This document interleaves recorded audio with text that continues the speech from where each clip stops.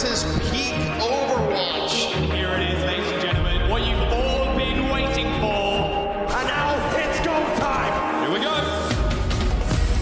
Bloody hands, my eyes wide, I got one chance. No sleep till I'm enhanced. Fight hard to keep my stance. Knuckle up, time to buckle up. I got one shot and I won't stop. One goal for the joyride. I'm a champion, move aside. Oh, okay. Are you kidding me? Taking over the game. What am I watching? They might just be doing it. He's a god. He's a god. Yeah. Full force, I'm unleashed, so don't speak. Grandmaster, don't sleep. Victory, it tastes so sweet. Knuckle up, time to buckle up. I got one shot and I won't stop. One goal for the joyride. I'm a champion, move aside. Let's go. Good evening, ladies and gentlemen. Welcome back to another day of Overwatch APAC action. I am Achilles, back on the cast alongside Avril. We'll be bringing you the action here for both of our matches tonight. Starting off, we're going to have the LA Valiant going up against the NYXL. We saw NYXL playing yesterday. Unfortunately for them, they could not get the victory. Neither could the LA Valiant. Now we get to take both the losers from yesterday, push them against each other, and see who comes out on top.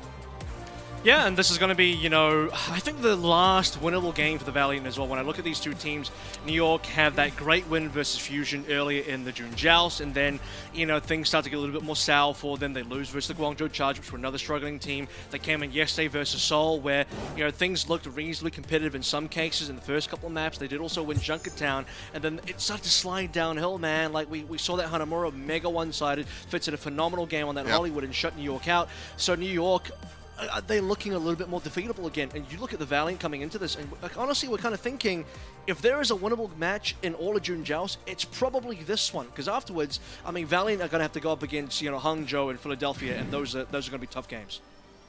Yeah, and I guarantee that no New York fan, especially, you know, long-term New York Excelsior fans, are going to enjoy hearing that this is the winnable match for the LA Valiant. That is going to be a very scary sentence for them to listen to.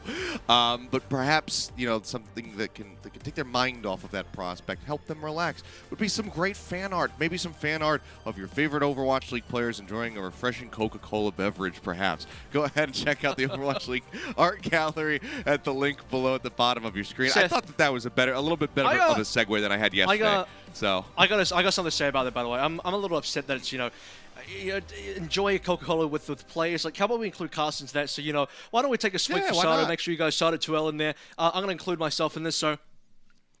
That's true. Here you go. We're There's going to go reference. against the There's script. A reference. Draw me. Let's start including some artwork of the casters. Why not? Chug breaking free of our shackles, so now we can start being included in all of that. But yeah, I mean, either way, this is a super interesting matchup because, like you said, it does feel like this is the best opportunity for the Valiant to potentially be able to pick up that win. Taking a look at one of our head-to-heads here, it's going to be Echo, so very prevalent in the meta right now. So let's go ahead and take a closer look at both Feather and Milanran. Absolutely, and Milano, and I think, you know, talking about the Valiant side of things once more, this is going to be, the DPS especially, both Crystal and Milano, this is going to have to be a DPS-centric team. I don't see a lot of ways for Valiant to win outside of having the capability for the DPS to pop up and really, you know, opening that up, you know, having Silver 3 survive long, having the capability for Milano to do something more there. We saw a bit of that Echo yesterday, not as strong as the Milano Tracer that we had in the melee. On the New York side of things, they got 4 DPSs. You got the Flora Feather combo, and then you've got the Ivy Guangbong combo. Interestingly enough, the Ivy Guangbong combo was actually the one that won yesterday on Junkertown. Nano Blades galore. Great shots from Guangbong as well, so really good stuff there.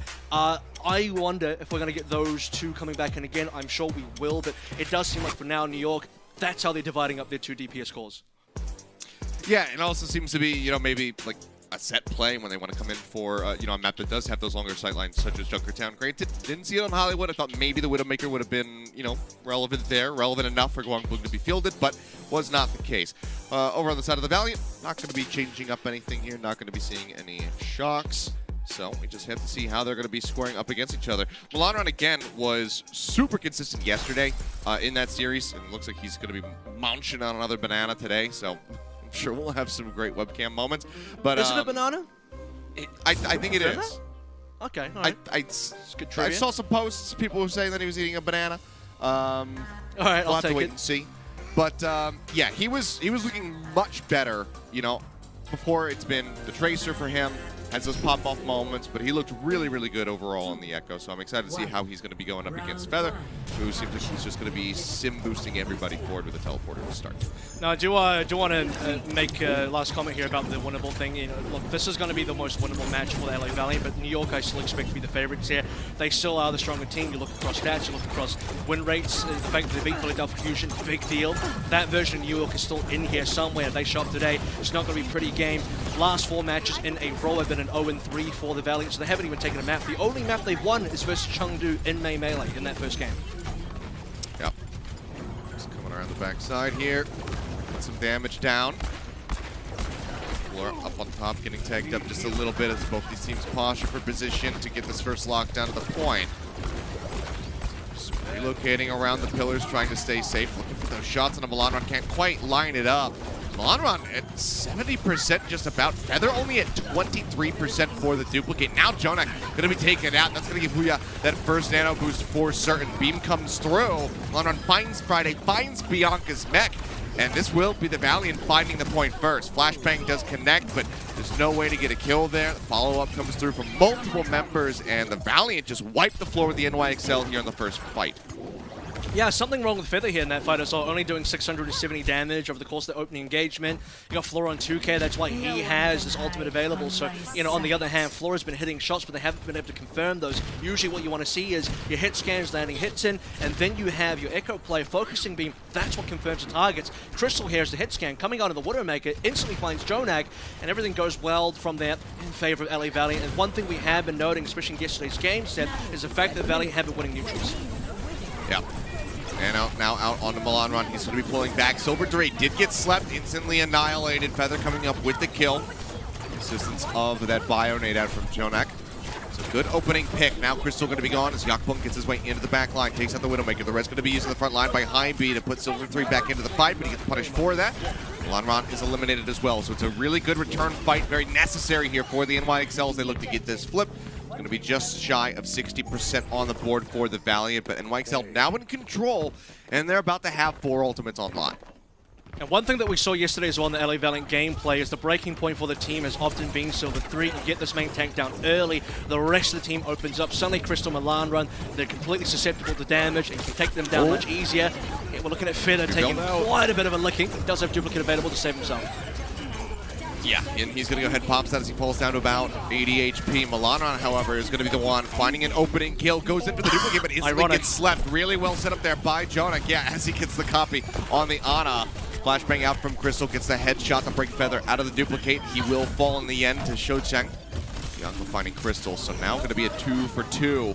As both sides lose the support, but Hybe going down means there's no support available at the moment for either side as Jonak will join him in the grave. Not quite even tying up yet, and YXL desperately looking to maintain control of this point. Yakpung still going to be low, needs to roll around, likely find a Mega Pack or something to be able to rejoin in. The Adaptive Shield does get popped. Deadeye from Flora, however, actually clears them back. And that will give NYXL a little bit of extra time to get Jonak, get Friday back over to the point and get settled. Really tricky for NYXL that you saw they lost both of their supports, so while they had opening frags and good damage on LA Valiant, it was a pretty slow fight. Nano coming in through from Feather, responded to Nano onto, I believe it was Crystal. The Hybe goes down, so that's just 65. Yeah, just trying to save the Cowboys' life. They do manage to keep Crystal alive at least for a little bit longer. The Bionade forces him back. He's maybe thinking about getting in a position to try to use this Deadeye, take Friday out of the sky, if not Feather as well. But it seems like he won't need the Deadeye for that. We'll just go ahead, click him in the head. Res instantly going to be there. Friday puts him right back into the fight. Deadeye going to be used. A couple dinks coming in from Flora, but they do manage to keep Crystal sustained. And he's not going to be able to find any picks with that ult. Finds a little bit of space driving the NYXL away from the Valiant spawn point a little bit. Just continue to reroute around the side of this point. Flip getting ready to come through. NYXL not contesting this at the moment. In fact, they'll just let this go over. Now look for the win on the fight at the back end. Self-destruct going to be used. Yakpung actually getting caught by that one. Could prove to be a little bit catastrophic in the end as Milan Run is over on the side. Manages to find Flores, looking for another one, but Friday gives him the melee hit. Res will come through to put Flora back into the fight. NYXL now straight back over onto the point to look for this slip and look for the finish. They are already at 99%. She said, yeah, Nano not going to be able to be used. Feather going to be taken out. or taking him out rather. Silver 3 now falling. Sleep Dart is in onto Shochung. Now the Bio need to go ahead and try to break him out of the mech, which he will be able to do. He was the only person that could have contested, and New York will be able to win the first round, 181. And just things not coming online for LA Valiant in time there as well. New York, they get the opening frag. I believe Crystal went down quite early. LA Valiant are the type of team that, based on what we've seen, they just don't make these comeback plays. They're not very clutch in terms of, their players. If they end up in a 5v6, their opportunity to win goes down dramatically. You see a lot of other teams in a 5v6, maybe they can still turn it around. Somebody finds an excellent headshot, they get a counter pick somewhere else, but for the LA Valiant, it's a slow loss. The only reason why, again, one of those other fights where they kind of went down early and they still kept it in for a bit longer is because they got Jonak and Friday on their return, but they still ended up being grinded out when Friday returned to the squad and eventually Jonak as well. The kills start coming in really slowly for the LA Valiant if they don't get an early lead. This is a team that desperately needs an early lead. They need to get that first frag, get the 6v5, and then they can start winning fights from there. But outside of the neutral, haven't found a lot of success. This is where they can win. Let's see if they win the neutral again. Back over to the Hangzhou here from Crystal. The Echoes just trading blows a little bit. Bubble coming up at a perfect time there for Yakpung. They force Milan run back. Can't quite get the punish, can't get the kill confirmed, but still do quite a bit of damage. So continue to poke and prod. Feather looking a lot better here at the start of the round compared to last. Keeping pace with Milanron here to start. Milanron, that being said though, does manage to find Yakpung, taking him out with a beam. Bianca can be zipping away, coming back over towards the supports to try to get topped up. Milanron continues to inch around the flank. Trying to duke it out against Feather, can't quite get those sticky bombs to connect. Cap went over. Glide available. Oh, okay. For a second I thought he was going to be Milanron getting that kill, but it was actually Crystal from the side finding Friday.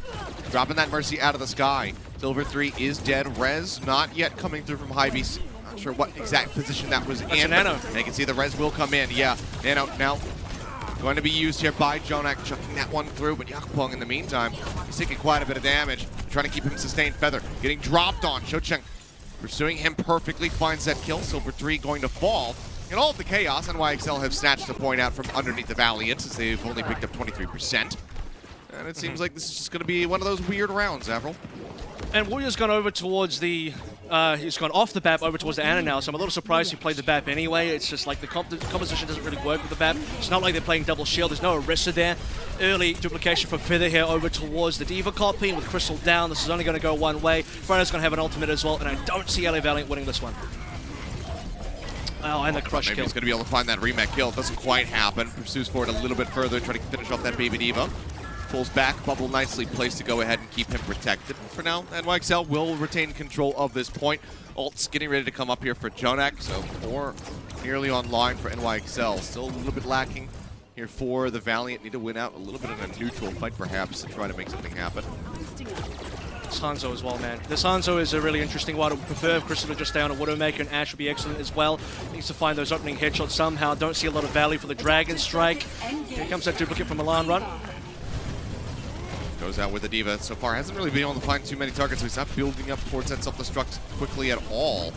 He joins in with the rest of his squad. He's actually playing Peel, and Bianca gets the eat on the Dragon Strike, takes that one away. Now Shocheng going to be eliminated. Milanron using the self-destruct, clears the point just slightly, but nobody is really there to capitalize. No one's there to gain ground. They're all being pushed back over towards their spawn. Bianca with the self-destruct of his own manages to find Milanron. Now we are going to be taken out again with a nano boost in his pocket. Cannot use it. Bubble comes down to protect Friday, ensuring they can put Bianca back into the fight. He will remech, and NYXL look great to be able to take this second round.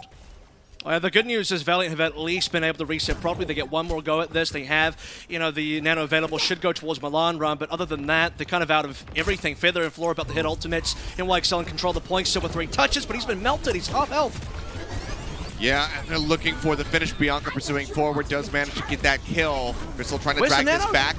Gets the kill here on the Flora. Milanron going to fall, however. Jonak coming up with one Feather, taking out Hybe. It's just Wuya alive, and Shocheng is not really receiving much of anything as far as the healing is concerned. They will finish them off. They will finish the point, and that will be NYXL after a little bit of a shaky start on Ruins, coming back into well and taking both rounds very concisely.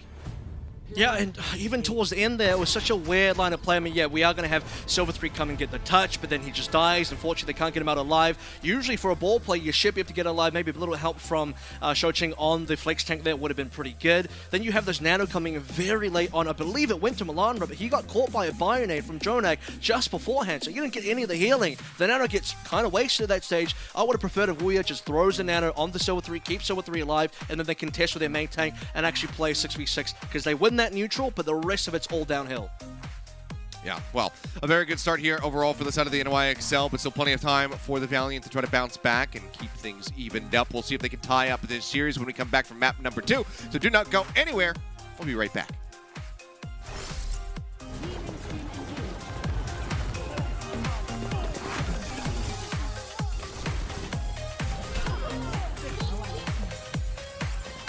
Let's get you back in the fight. The Overwatch League is brought to you by T-Mobile, America's largest and fastest 5G network. Set your sights on the competition with T-Mobile. And by Indeed, we help people get jobs.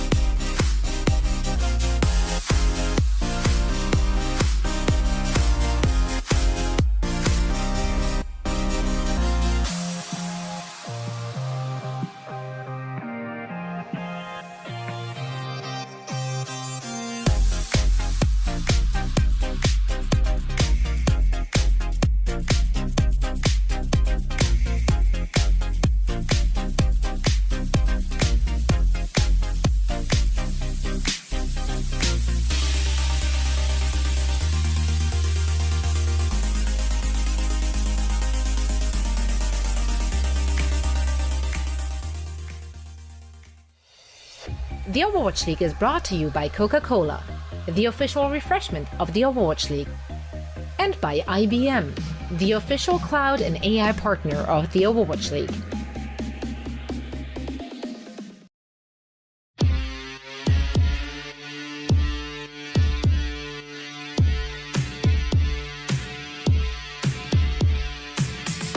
Right now, Tracer getting cloned of all heroes. Who said he couldn't play Tracer Hero playing Echo? He's on it. And the Valiant very close to looking this round. Gets the stick. Nice. The stick with the Tracer. Gets another one at the end, too. And apparently... Jonak goes down. Amazing follow from Mandu there after that anti-room. And Mccree goes down to his Friday having a ball. And Mccree goes down to the rest of Mercy. NYXL are still holding their ground. It's going to be pretty good, but both teams right now are starting to gauge, and as I say, that Shocheng takes down Joseph Wan, who tried to get to the back, but Shocheng again showing up, Doa. Dude, Shocheng has been so good on this Zarya. He's been so aggressive. Ethan can get to touch as well. Choice of One's got the blade, but he instantly goes down. Guangzhou coming alive. Karim and Choice of One dead. This should just be the point. Oh my word. Mike Haley, don't know where his head's gone. Alrighty, and we are back and just about to jump into our second map of our first series of the day. NYXL looking pretty good overall on Ilios, able to take the first map over the LA Valiant, who are now going to be looking to bounce back as we get ready to jump into Dorado for our escort map here in this set. It was a fairly good start overall, I would say, for the Valiant Avril, but NYXL had a really concise teamfight win at the end of Ruins to get themselves the victory, and then it was very much a one-sided affair when it came down to Well. I think Valiant are the type of team that I can best describe as they get into first and second gear really, really good, but they can't find that third, fourth, fifth, or anywhere beyond that. They probably don't even have a sixth gear at this stage. They really struggle to get the ball rolling once they get off the starting grid. I mean, off the starting grid, they're in the lead, and they get outpaced very fast. Every other team that we've seen so far, even when Valiant can consistently, and they just won both those neutrals on Elios, but they can't win the subsequent fights. They can't keep those wins going. They can't snowball into an advantage, and NYXL, even if they lose that starting fight, they can come back in, clutch up a fight, get a little bit of ultimates running, and they don't lose ever again after that. Yeah, well, he's looked a bit better today so far, but I think as far as yesterday, a good summary is exactly what you just said, struggling to get the ball rolling in the most literal sense.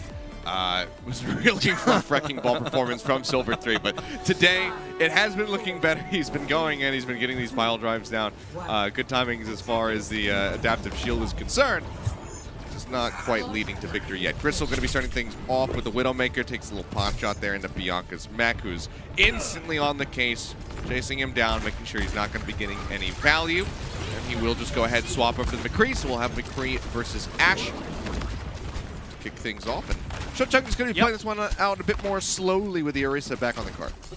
Yeah, you're seeing the Chengdu Ball Orisa composition, and I've explained this one a couple times, or maybe just explain it again, but Ball usually goes on a mission, and Orisa's a little bit more stable on the payload, on the objective here, but usually you see this composition on the defense, not the offense, so we'll see what kind of value Shochung could really find. I would prefer the Diva on the offense here, just to pocket Silver 3. We talked plenty about the fact that Silver 3, he will go down early, a lot of damage will be put on specifically Silver 3's main tank, and you need a flex tank to hard pocket Silver 3 to keep him alive.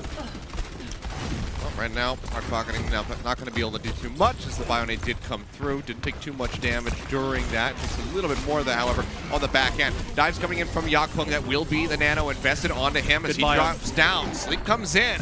In the meantime, off screen, yeah, Bionate onto both the tanks here from the side of the Valiant. Feather is able to capitalize, gets the sticky bombs through onto Shocheng. Now Hybe going to be eliminated. Feather is just pressing forward, showing some confidence now as they just look to rip the rest of the Valiant limb from limb. Milanron's still going to be slightly ahead as far as the duplicate is concerned, but Feather not that far behind, and so far it's going to be a nice firm hold here from the NYXL.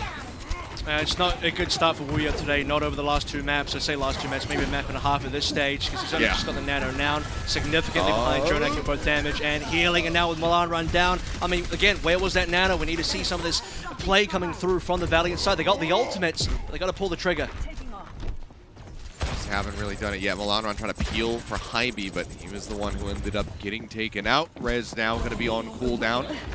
Milanron does receive the nano boost this time around. Manages to find Flora, but then will be slept, so not going to find too much value on the other side of this ult. Silver 3, anti out, trying to roll through. Can't quite knock anybody into the minefield here. Good halt, pulls Jonak in. He's going to get hard-pocketed there by Friday, who's up in the sky with the Valkyrie.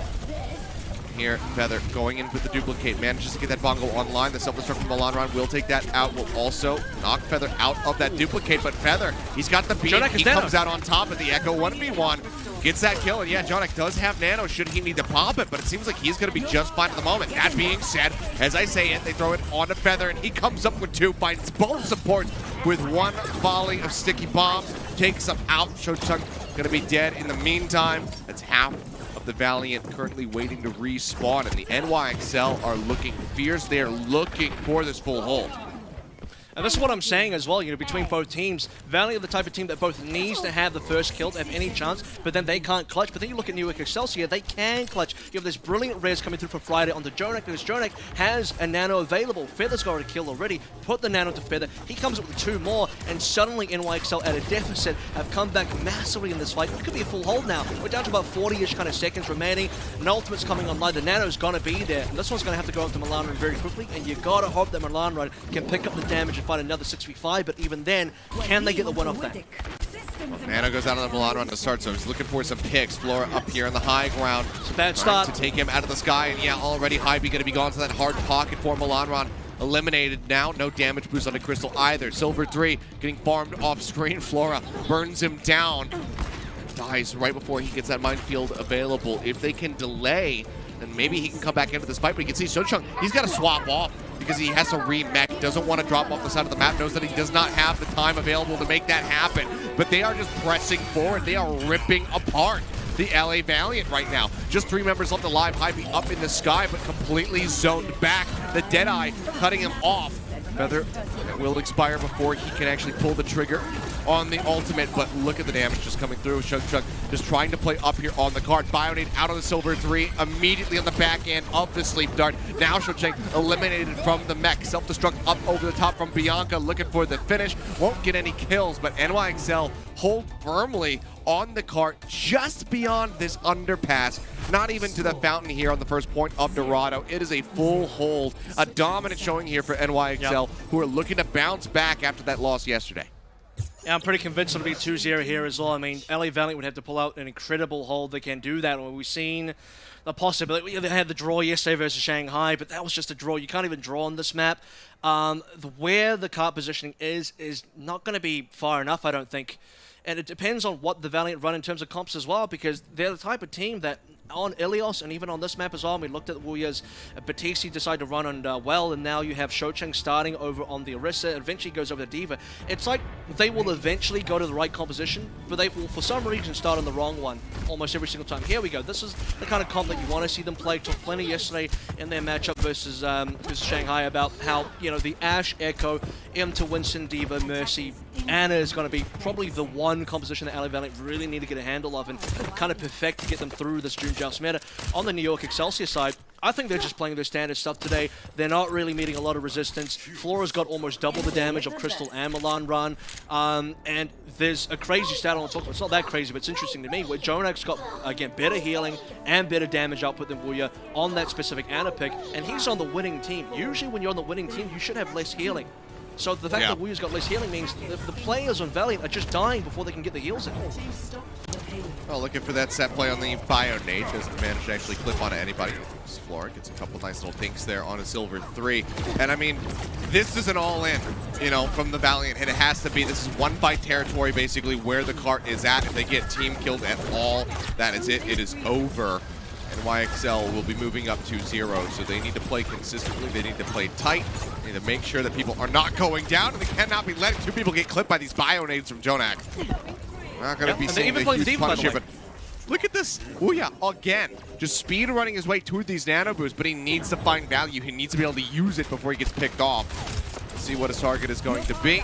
Throws this one out onto Milan Run, but now Silver 3 is in danger of dying. Silver mate, the Bionade now going to be expiring. They look to pocket him back up. Hybe going to be taken out by Yakfong, but it's going to be at the cost of 2 kills for the side of the NYXL. Bianca falling low as well. They push forward, they look to try to knock him out of that mech. They do not manage to make it happen, and now he can go ahead and fuel these support ultimates up for NYXL. But they're totally fine with this. They've got plenty of time in the bank and not far to go, so just playing this patiently, sacking one player, and then, you know, coming back in with the nano boost with the Valkyrie, they're going to be totally fine with this. And this is kind of what they did versus Shanghai yesterday when they had that draw as well. We did get a very fast nano. That's off the back of Silver 3 and Shocheng not dying too fast, but here we go. The damage coming in. Silver 3 is already chunked and down. He's dead. Jonak finds the kill. We are not quite able to get that second nano boost online in time. Now Hybe going to be eliminated, so it's only we are trying to keep everybody topped off. Milanron goes in for the duplicate, immediately is knocked out of that. The Bob there from Flora helping get the elimination on that. Milanron now is gone, and the cart will just go ahead and slowly glide forward into the glowing box of victory. NYXL making it look easy, speed running this series so far. They move up 2-0. It's match point for them. One more, and this is over. And there's a sort of situation here where even, you know, the losing fight there for Valiant, where they couldn't pull the trigger fast enough. They didn't pull the trigger at all, let's be honest. New York Excelsior dive straight in. Silver 3's your target. Silver 3's eliminated, and suddenly things go wide. I can see, you know, why the nanos are being given to Milan Run. It's pretty typical in this current meta to be nanoing your Echo, but I think you gotta keep Silver 3 alive. It's not always his fault, by the way. The damage from Flora and Feather is just that good, and the healing coming through and trying to peel for Silver 3, maybe Cho-Chang's with the Matrix swap, it's not good enough to keep your tanks alive, and their team is falling apart as soon as Silver 3 dies. Yeah. Well, really rough tidings here for the side of the Valiant. You need to pull off a reverse sweep if they want to get that first win on the board. But NYXL, I mean, you were talking about it. This seemed like maybe their best chance here during the June Joust, but it is looking like such a faraway prospect for them. We'll see if they can get it done when we come back. Assault was where they were able to get that draw versus Shanghai. Maybe it's where they can get a win versus the NYXL. We'll find out in just a few when we return, so don't go anywhere.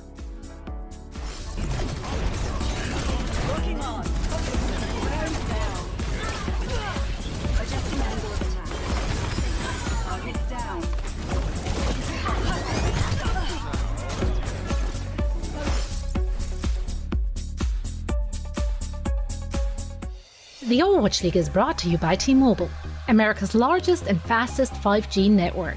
Set your sights on the competition with T-Mobile. And by State Farm. For auto, home or renters insurance, like a good neighbor, State Farm is there.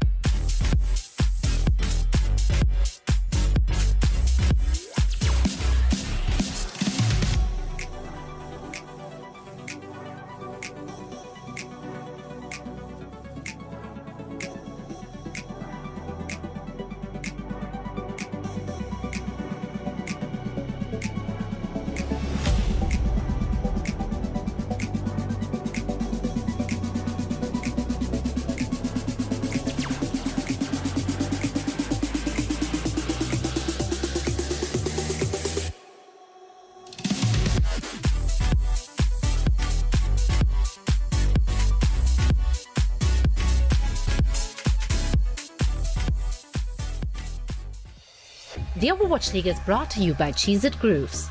So much flavor, it's a mind crunch. TeamSpeak, the official voice supplier of the Overwatch League. And by NetApp, the official data management partner of the Overwatch League.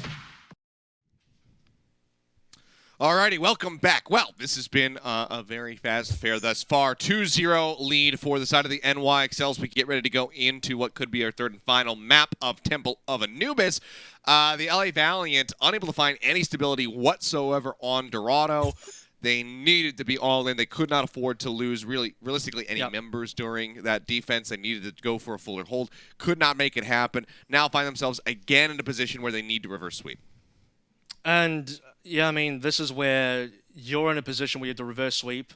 And statistically, you know, even based on eye test, what is going to be a game where, and I'll repeat myself here, they are like most winnable game in June Joust. And I only say that because New York is still having some issues. They look okay, but then they look good versus Philadelphia, but then they kind of falter in the last two matches. And now I think they're getting outskilled as well. It's like when you see LA Valiant sort of do well, you have Crystal and Milan popping up. Crystal can get these opening frags, but that's starting to slow down now. The DPS on New York Excelsior is one of the really good points. Jonak is easily and by far outpacing Wuya. It's not even close. Oh, yeah. So in multiple areas, New York, if they just don't make easy mistakes and they just play the standard game, they're not losing today. And because of that, I mean, for Valiant, if they lose today, which it looks like they will, they play against Hangzhou Spark and the Philadelphia Fusion, and I just don't see that happening either. So Valiant are in real trouble if they don't pull it together. Yeah, I mean, you know, on that Jonak point specifically, I'd say that, you know, the only place that Wuya is outpacing Jonak is in Nano Boost build time. That's because his tanks are taking so much damage that he is just, you know, he's surging his way to these Nano Boosts in like 36 seconds at the starts of these rounds, but he hasn't been able to find the value. That's the big issue. He doesn't have the follow-up. He's not nailing the sleep darts. He's not nailing these bio nades. You know, the way that Jonak is. And now we're going to be seeing potentially, I'm expecting this to be swapped up, but Wuya at the moment is hovering the Baptiste. So, you know, maybe they're going to stick with this. Yeah. I'm looking at this like another situation where, okay, let's consider that the opening win condition for LA Valiant is that they can win these neutrals. Okay, how do they do that? Well, they will play on the Ana here again. Hybe's going to go Mercy here, pretty much 100%, I guarantee it. And at that stage, they better do that, otherwise they give themselves even less of a chance to win. You're going to have Silver 3 Milan run, Silver 3 Shou Cheng take a bunch of damage here. Wuya's going to get a nano in about 45 seconds, maybe 50 seconds maximum. They will go for the dive on a Silver 3, make some space for Milan run, and maybe get a frag. If they can't do that, they're in a rough spot because that's the only real advantage they have in these kind of matchups here. I don't expect Jonak or NY Excelsior to be able to get a fast turn nano, and that's, like you said, it comes down to the damage that the tanks are taking on purpose to try and build these nanos up fast. right, well, Crystal going to be starting on the Widowmaker here yet again. Let's see if he's going to end up having to change over onto the Ashe. Really nice little dink there onto Bianca. Finding that shot through. Showcheck kind of surprised that he even had the line of sight to be able to do that. It's going to be popping up over the top, looking for the hit on the feather. Can't quite make it happen. We'll have to pull back down here onto the low ground as Bianca just waits out this Bionade. And then we'll get topped up by Jonak, who is keeping close pace with Wuya, but not quite surging past him. So it seems like Wuya, again, should be first to the Nano. But again, it's all about getting value from it. Silver 3 falling down to about half HP. Showcheng, they gotta go now. For the moment. Yeah, just going to be antied out, but now those are on cooldown. We'll see if they can try to press forward. It's going to be Nano onto Yakpung. Does get antied, but he's playing around the bubble. He's keeping himself safe. He's not taking too much damage, but as I say that, there comes the beam from behind. Melanron, he gets the Nano boost. They find the value, and that can be the go button now for the Valiant to get themselves in onto point A. Silver 3 off screen, going to be taken low, going to be taken down as Bianca finds the kill. Shuncheng now going to have to try to take things up here for his squad as Yakpung is on his way back over to the point. There's going to be a third tank in the mix as Feather goes for the duplicate, and Flora out snipes Crystal, picks him out. Bianca hounds down Melanron, and just like that, the opening, the door has been shut in the face of the Valiant. There's a self-destruct up over the top towards the spawn. Will not be able to find any kills, but NYXL, they regroup. They have Yakpung back in the front line. He nearly has his Primal Rage, and they can continue to hold.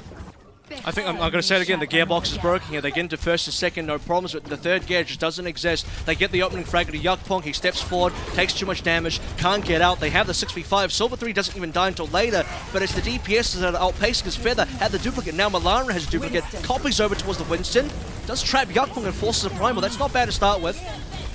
Yeah, we'll see. Could end up being Primal v Primal v Primal. Is, yeah, Melanron and Silver 3 will both pop there. Self-destruct going to be going off from Shojung in the meantime off screen. Doesn't manage to find anything.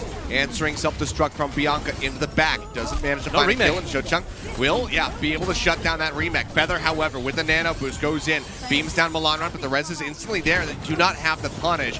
He himself individually was unable to take out the Mercy. Will be a trade out now in the end on the Winstons as Yakpung goes down and Jonak finds Silver 3. So again, the Valiant find themselves in a little bit of an awkward position where they can't quite push in onto this point yet. They're starting to inch their way through now, but Yakpung is going to be on the way back, so NYXL could still look to turn this fight. First tick's going to be given up for free, so not going to be a complete full hold. At least for now, we'll see what happens and just how far they can take this. Flora going to be gone. Bionade out onto 2. Melanron and Hybe both in danger, but Silver 3 in the most danger of all. Yakpung pressing up here into his high ground, manages to find the kill on his counterpart, Winston. And now it all falls on the shoulders of Shojung yet again to try to keep the team protected. Bionade comes out on the 2. He's got to pull back. Melanron as well. 90% of the way to the duplicate. Does manage to stay alive. Can't capitalize on that ante. Nano is available. Jonak using it on the fadeaway, drops down to the low ground, throws it out onto Bianca, who nearly has another self-destruct online. Melanron falling low, uses the duplicate, copies the Diva, now comes in, looks to get that self-destruct up as well. Silver 3 with another Primal Rage can buy a bit more time as he does fall low, needs to pop it, pops it just at the perfect moment. Self-destruct Feather, unable to find anything. Shojung now going to be using one of his own. See if it finds a pick. It does not. Feather going to be taken back here into the Echo. Time's running out. Melanron going to be slept as the Nano comes through. Perfect timing there from Jonak. Self-destruct not going to be able to find anything, but Jonak will get taken down. Yakpung looking to turn the tide of the fight, goes in with the Primal Rage, gets the corner shot onto Silver 3, manages to take him out. Both supports, however, going to be gone from the side of the NYXL, but it might not matter because now it's all just on Crystal and Melanron. Crystal finds one. Hybe going to be eliminated. Feather does get taken down. NYXL fighting tooth and nail trying to make this happen. Crystal loses out on the Wraith Walk. Does manage to get the melee hit onto Flora, but that might be as good as it gets. They get the push back. Friday with a swap onto the Lucio. Gets the boop onto Silver 3. Denies the touch. And they end the fight. So well played from the NYXL. 59.6% is all that the Valiant can get. And that is with both Jonak and Friday falling in that final fight there as well. You had Hybe and Wuya living for a very long time, but there was a really critical play there they called out. Nano onto Melanron that instantly slept. Jonak has been playing phenomenally. And this is the kind of situation now where every single time Valiant, they get off that starting block, but then they can't just, the tempo doesn't just keep up. And what I say by that is they have a situation, let's roll back a bit. Shojung was capping the point, got that initial tick in, and then as soon as New York start running in, Shochang on pretty good HP, he's still on like 500 HP, instantly zooms away. He doesn't want to have anything to do with it. There's just no presence there. Like, LA Valiant have no interest in trying to hold chokes and trying to, receive the pressure from NYXL. What they happen to do is Valiant just go into the small room in the high ground, and they hold up there, and then you have these bio-nades flying on in. Yakpung goes in. Yeah, he kind of died. He does a lot of damage. I think he died for it as well, but he gets Silver 3.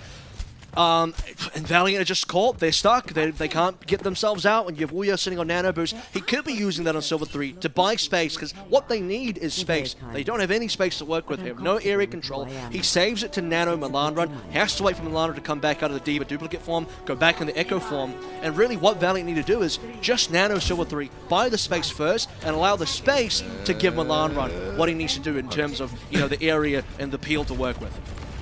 Well, I appreciate the observers showing us the little lineup here on the Bionade, but unfortunately, therefore, we doesn't manage to find anything. Now, NYXL on the attack.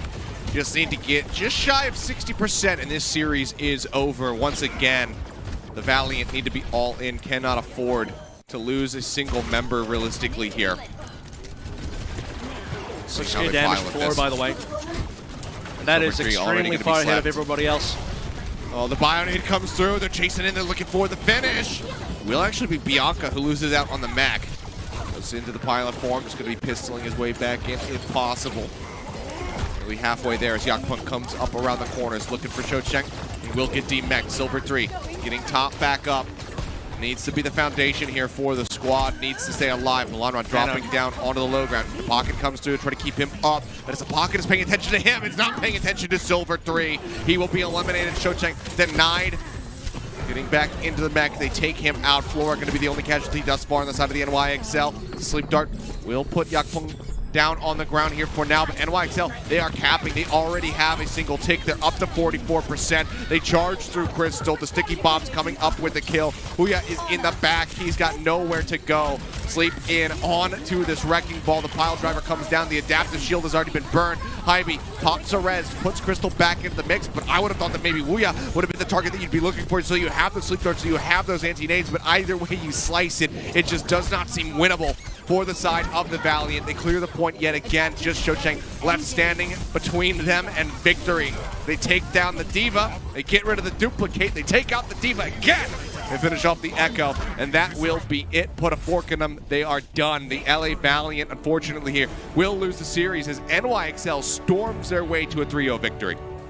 And what's crazy about this matchup, Achilles, is we didn't even get the sort of full map that we had yesterday. There's no draw in here. There's no Shanghai Dragons giving them a bit of a freebie. New York are only interested in one thing, a clean sweep, a 3-0, a comfortable game. And, a good, return after losing the last two matches. New York definitely wanted something where they weren't going to hold back at all, and that's what they showed. Even in that last sort of engagement, that one-and-done fight was a bit extended. You have Jonak finding the Nano first. He's on the attacking team, attacker side, and is going to get that Nano faster usually. And just no delays, straight into Yakpung, straight in. They don't even have to wait for the Nano, by the way. They just start clearing areas, start taking ground away from Valiant on a full confidence, and they should be, because they know they're the better team today. And with that, Valiant looking in a sour state, because I'm, again, looking at their next couple of matches. Don't look particularly winnable, and the conversation continues, between Valiant, London, and Titans, which team's going to get there first, and I'm starting to look towards London and Titans just slightly more, because this is not a good performance from Valiant today, but well done to New York for clearing a nice 3-0. Yeah, very concisely done. Now, going ahead and taking a look at our player of the match. The winner today is going to be Feather, who had a little bit of a slow start, in particular on the first map, but really kind of came into his own as the series went on. I mean, even just by map 2 on Dorado was just starting to really destroy people when it came down to the Echo. So, congratulations to him. I think this might actually be, I believe this is his first player of the match win. Could be. Yeah, I don't remember seeing one for Feather just yet, and great output here. I think Dorado, especially when he came back and kind of made the clutch happen, and New York were down a player, and then here we go. This is the Nano comes on in, dives in full confidence, takes down both supports on one single flurry of the stickies, and it's just been beautiful stuff. But across the board, I think there was just great stuff happening from New York. Flora's damage stats were far, head and shoulders above everybody else in the game. Jonak was, incredible in terms of the amount of bionades he was hitting. Really great sleeps, clutch sleeps as well, onto Milano when he gets nano, stuff like that. Even seeing then Feather, to go back to Feather a little bit, when he duplicated over towards Ana in that last fight, he was putting a lot of pain onto Silver 3 himself as well. So, it's like, if you are Silver 3, it doesn't get any easier when there's 2 Anas on the field, and suddenly Feather's now dropping an extra nano boost. You put it onto Bianca, and it's all lights out from there. Yeah, just, a brutal state of things here. 40 eliminations for him, 21,000 damage done throughout on the Echo. Overall, just a very good performance from Feather, which is good to see because, these are these rookie players that are coming into the Overwatch League for the very first time, and seeing them start finding some stability, shaking off the jitters a bit faster, getting into that, that game time, mindset much more quickly is really good to see, and it's good for the future prospects of the NYXL as they continue to grow throughout this season. So, a good little reply here for NYXL after their loss yesterday, a dominant victory. Anything other than dominance versus the Valiant for NYXL would have been a very poor look for them and their own chances here during the June Joust. So I think this is going to reinstill some hope here for the side of the NYXL fans as well. So, yeah, overall, how long was that? 45 minutes since we went live.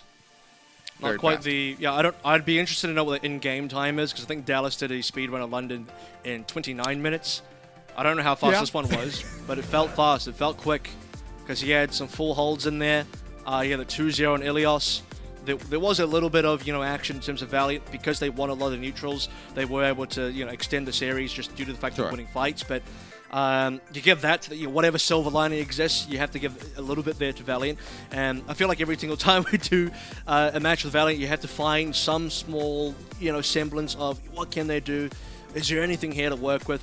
And there's a little bit of something, but, put that car back in the garage, have some mechanics work on it, and we'll see you next week.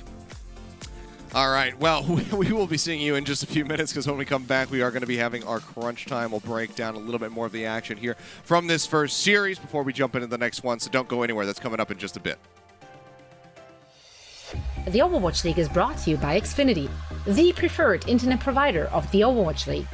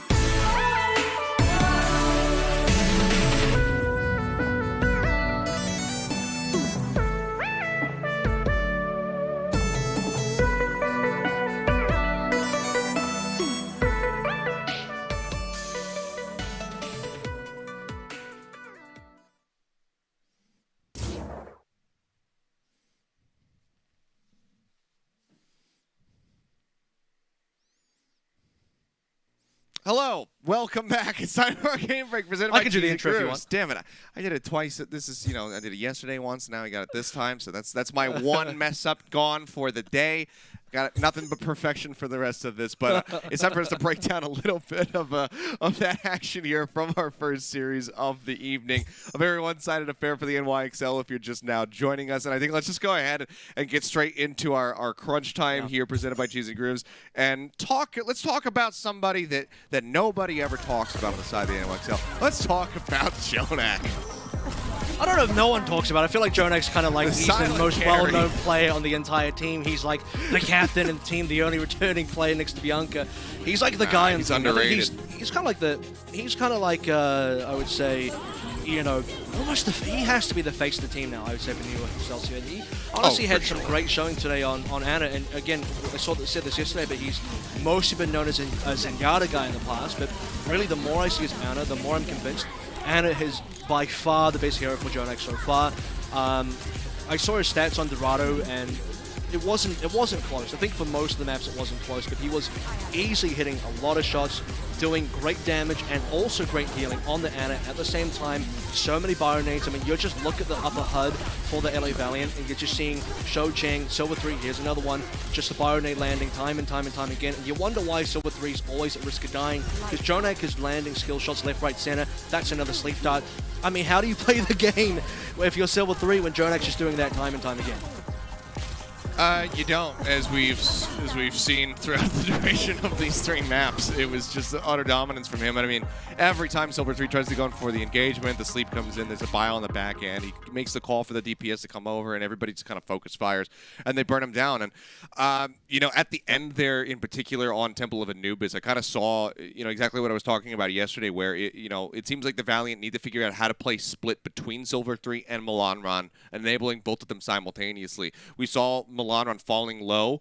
Everybody came to his aid, and then Silver 3 died in the meantime. So, you know, that split allocation of resources is just not really there for the side of the Valiant. But when it comes down to Jonak, the guy's able to do it all. He keeps himself sustained, he is killing enemy opponents, and he's keeping his teammates up. So, you know, the guy is just one of the best out there. You know, you take a look back through the annals of Overwatch history, and you would have said, you know, the biggest kind of like support showdown would have been Jonak and Ryu Jae-hong. You know, Ryu Jae-hong known for his Ana, Jonak known for his Zenyatta. And it seems like now with Ryu Jae-hong gone out of the league, retired, Jonak's just been like, okay, well, I'll just encompass that as well. I'll just be like one of the best Anas in the world, if not like the best. So like, that's just this is mine now. Because back then, Jonak was a rookie. Season 1, Jonak was a rookie. He's got scouted from ranked, and he's kind of like that new guy in the block. Like, who is he? He was kind of like a LAN back then, and now he's a veteran. He's the guy that's received an MVP award for his time in Season 1. And honestly, every time we get into new seasons, you look at veteran plays, you're like, is this guy kind of washed now? Is he less good? I look at Jonak, and he's still putting up a performance. He's still looking very, very good, very fantastic. Just trying to work things out in his team, because he's got a lot of rookie players in the squad, which is why New York has had a bit of a slow start to the season. But you get those rookies in line, you have Jonak leading the way, and I think New York becomes a very good team. Yeah. Well, guys, that's going to do it here for our game break and our crunch time presented by Cheez-It Grooves. When we come back, we have our marquee matchup of the weekend, I would say. This is going to be the Seoul Dynasty going up against the Shanghai Dragons. Both teams coming off the back of victories yesterday. Let's see how they face off against each other. That's going to be coming up in just a few minutes, so do not go anywhere because you do not want to miss it. The Overwatch League is brought to you by Cheez-It Grooves. So much flavor, it's a mind crunch.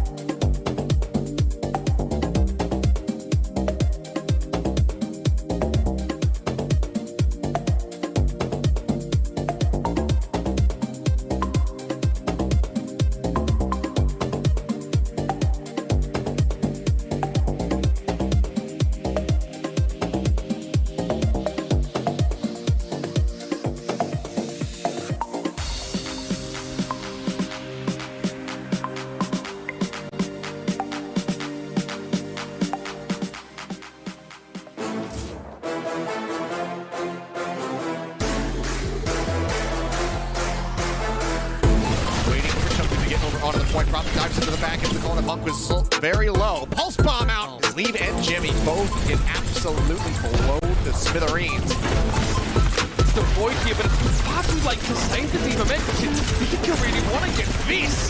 Defense matrix would have been pretty handy now, and that is an amplification matrix built in the first fight. Back up into the sky. Fitz finds one. A great headshot from him. Can they deny the res? Nisha's right on top. Does manage to put him back into the mix. He'll jump away. Now Fitz has to dodge and weave around these shots, but lines up for the hit there on the Jimmy. Jester knocks him right into his crosshair. OG at the very least, and there could be a Florida collaboration in this fight. BQB, yep. Oh, OG! He can't use the primal, he gets stunned up, and he goes down with his ultimate in hand, and it all ends here.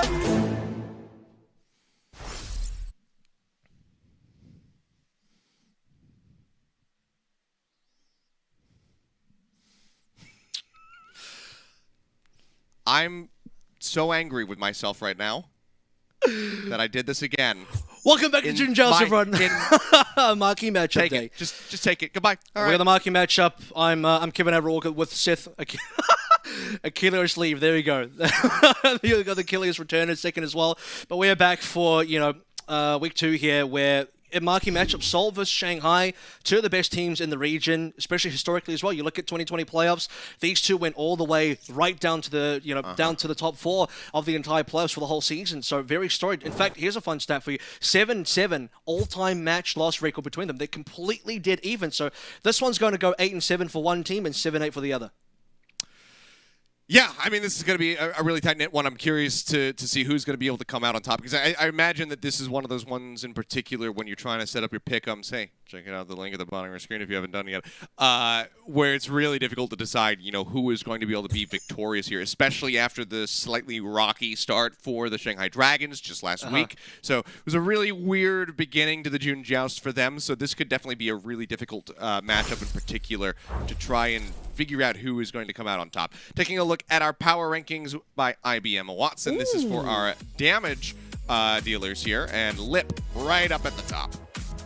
Dude, he sniped it. Lip has just sniped it out from Spark on Doha by 1 point as well versus Spark on 2 points versus Doha. A little bit further behind is just Fledder, not even that far, equal with Yaki. So, I mean, Lip Fleddered, Spark with Doha. Obviously, they've won a lot as well. Watson loves it when you win.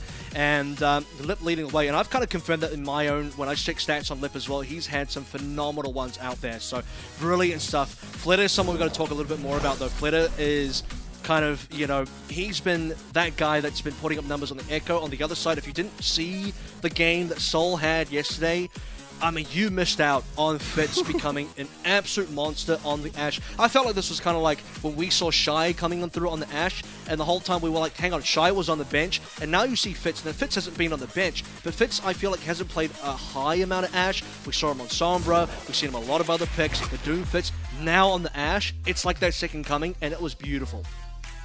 Yeah, it was just a mind-numbing performance from him. I couldn't really wrap my head around what he was able to do. The start of that Hollywood attack was just nothing but perfection from Fitz, tearing people apart. I went back and I was trying to time, how quickly he was able to build up, for those bobs, and it was, just shy of a minute, I think, off the, from the time that the doors open to when he gets that first bob online. It was just disgusting from him, and we'll see if he is going to be able to deliver on that yet again against, a tougher opponent, granted, in Lip. We will have Fleta and Lip starting today.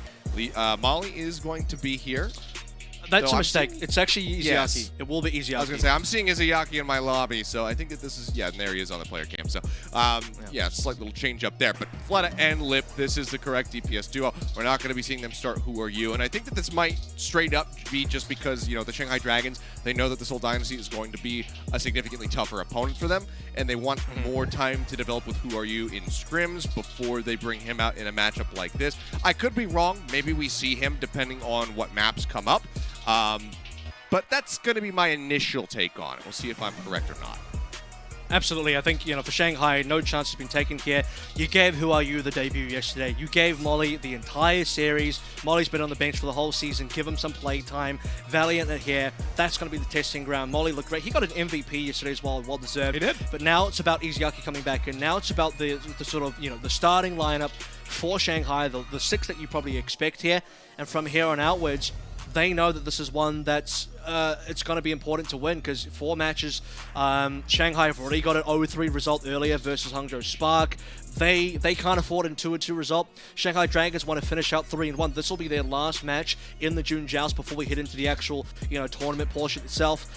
So in terms of the qualification matches, Shanghai want to finish 3-1 here. Seoul Dynasty, their second match, they would love to be at a 2-0 instead. And if they can get this 2-0, they might also push Shanghai out of contention, because 2-2 in APAC might not be good enough to get you in the top 4.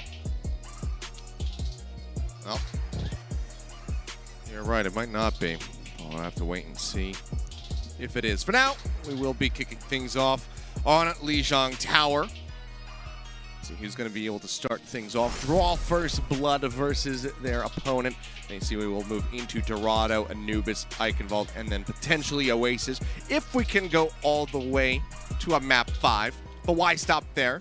Let's just get some draws in on Assault and Hybrid and just keep it going, as far as I'm concerned. This is bound to be an incredibly exciting series. Should be a long series. It should be a good one. I'm expecting, there's no way a 3-0 happens here. I say as I've probably cursed the match at this stage. Very important thing below your screen right now. Last meeting of these two teams, 2020 Grand Finals, playoffs 3-2 upset for Seoul to end Shanghai season. Reason it will be an upset is because, Seoul kind of only found their mark in the playoffs. So Shanghai was looking dominant throughout the entire season. So Shanghai now want that revenge. Last time they played Seoul, left a sour taste in the mouth. Here we go. Starting out map number 1, straight into it. It's Doomfist for Lip and double shield for both teams. Yeah, Prophet just going to be here on the May yet again. Punch going through on a Marvel, taking him quite low. Gesture in the meantime going to be the first tank to fall. Lee Jae-gon does get traded out, however, as Izayaki just steadily tries to keep everybody else topped up. Lip falling low, 88 HP from him. Will receive a bit of healing as Void uses the kinetic grasp to get just a little bit of shielding, but Fitz, that's nasty. Great headshot, takes out Izayaki. That's going to be the immortality field gone. Now they can try to press the issue, get in on top of these tanks and break them down. Points still not going to be taken by either side. Looking better and better for Dynasty as time goes on. Flashbang in onto 2, and the follow-up is going to be there. Flooded and Lee Jae-gon both falling. Now Fate eliminated. They will push forward, trying to get some extra damage in. The objective barrier there from Void, keeping him protected for the time being, but it will be the Dynasty who strike first, who do get the lockdown of the point. Yeah. I wouldn't mind seeing Flitter go to Reaper here. Reaper Doom is great versus double shield, but we'll be sticking over towards the Mccree for now, 63% and counting up. The more important thing that we saw from Izayaki dying early is that he doesn't get the amp matrix. He was on 80-something% when Creative was only about 50%. They would have had a very early window, and that would have probably have given Shanghai Dragons all of the advantage they need. Here we go, both windows out at the same time. Yeah, window for window with the wall is there from Prophet, crucially to eat up some extra damage, but as he tries to go for the Blizzard, he just gets absolutely ripped to shreds. Fate finding the kill, yeah, and it gets completely canceled. Now they have to use the Flux, but Fitz is there with the Deadeye, so they still have the Wombo combo to help take him down. Lip going in does get that uppercut finish onto Fitz. Now has the Meteor Strike out. Gesture just going to be dancing in and around those barriers. Almost gets the elimination on the Lip, who barely manages to exit safely. And despite Lip's best efforts, this is going to be the Dynasty getting ready to regroup on the point. Flux now coming through from Voids, looking to see who he's trying to catch. Seems like it's going to end up being Prophet, the sole target. But sound barriers there to try to keep him alive. Gesture falling in the front line. Bongo down from Fate. Energizing the team with the Supercharger, trying to turn the tide of this fight and trying to get the flip here for the first time for the side of the Dragons. Creation not going to be able to connect. They cannot get the stun in on the Prophet, who continues to run around in the main. Now currently going to be in the ice block. The freeze on the Void. Yeah, sound barrier gone, as you say. Lee Jae-gon taken out of the fight, and this is looking great for the side of the Dynasty, Avril. That's a really weird line of play for Shanghai Dragons, where Lee Jae-gon's down and Creative even pops in the window, and I think that happened earlier where Creative pops in the window, then Dragons lose their main support, no more sound barrier available, and this is sort of a situation where Shanghai probably didn't expect that Seoul was going to be staying in the fight the way they were. They were down members, Shanghai were up members, and they didn't respect that, they didn't sound barrier, and they're going to lose that fight because of it. They have to come in faster, might even have to sound barrier right away, just to get into the action. There it is. Yeah, sound barrier off the bat. Again, the wall coming up, trying to block off that amp matrix. Deadeye out from Fitz. Oh, the halt! Tries to pull them in. Perfectly timed, however, is that immortality field from the side of Izayaki. They can't quite get the full value of it, but the freeze comes through from Prophet, catching out multiple members on the side of the Dragons is the Dynasty. They will be able to finish this 100-0. Lip the last one to fall. Nobody able to touch. And while it is scrappy, it is close at times, it's also a dominant showing as the Dynasty take this 100-0 to kick off Lijiang Tower. Now as we move on as well, I'm interested to see what Shanghai Dragons want to run composition-wise, and the reason why I bring that up is because there is a world where you could have actually subbed out Flitter for Who Are You in this matchup, and the reason why I say that is because you look at, if you're going to play a Doomfist, bring Who Are You to play the Doomfist, Lipton then come and play the Mccree, and that seems like a more comfortable kind of lineup for Dragons to really have this sort of comp going for them. Flitter's numbers were not good in that last matchup. Fitz dominated the Mccree. You saw the 3K on the Deadeye coming on through, as well as other picks that were definitely there as well. Outpacing in terms of finding the Deadeyes faster. I mean, yeah, he was 26% ahead, 27% ahead of Flitter. So we'll see how that continues as we move over on towards Night Market. It's going to be the Soldier 76, backed up by the Mccree. Okay, well, double hit scan Prophet still going to be sticking with the May, at least for now. And it will be the inside track here for the side of the Dynasty, so going to be defending from the point. As the rest of the Dragons look to inch their way forward. Prophet just spamming out with these right clicks, trying to find a stray headshot so far. Has been eluding him. Immortality Field going to be used by Creative. So on CD now, and Marvel going to fall. Immortality Field does come through from Izzyaki, trying to keep the rest of the squad alive. Finzer on the back, does manage to find one kill, but Lip is there to capitalize. Gets a melee finish. They're onto the counterpart, Mccree, and it seems like the Dragons should be good for this. Perfectly timed flashbang from Lip will take out Prophet, and they're finally on the board. Yeah, so it looked like a bit kind of tough for Dragons to get in there because they had lost complete control over the point itself. They had to retake it, and as the point unlocks, it's Fate running in with the Fortify. Immortality Field has to be used very quickly because Fate goes down quite low. Izzyaki once more has a faster amplification matrix, but he goes down. Thankfully, though, Dragons will be able to keep the rest of the members alive and get the kills necessary as we're moving towards 20%. Early window should be popped. There's already a flank coming on through. Oh, well, as the window comes out from Izzyaki, Creative manages to find one, but Lip utilizing it, breaks down the barriers, follows up with 2 headshots. Just to eliminate it. Seems like it's going to be the sound barrier and the amp matrix for the team fight win. And Dynasty now going to have to reset. 37% on the board currently for the Dragons. Sound barrier about to be up for Anamo on this attack. And with that and the Blizzard, you would expect that the Dynasty should be able to get this flip. If they don't, then it seems like we're just going to be set to go into a third and final round. It'll be Flux versus no sound barrier as well, and this is Lip already down quite low HP. Mortality Field out, and there's not even a Blizzard yet, but you got multiple members frozen. Yeah, Blizzard now going to be coming through. Lip, the first one to fall. Flutter with attack. Pfizer does manage to find Creative, but Izzyaki going to be traded back, so both Puppies going to be eliminated from the fight. Both Mccrees as well. Lijigon moving forward, manages to find Marvel. Gesture now going to go down. Prophet barely makes it into the ice block in time as Namo tries to peel for him. Trying to push back Lee Jae-gon, but he is going to get sent over the side and can't quite skate on that rooftop. Lee Jae-gon comes out on top, asserting his Lucio dominance, and is getting ready to lap Anamo. That second sound barrier nearly available as he continues to top up Void right now.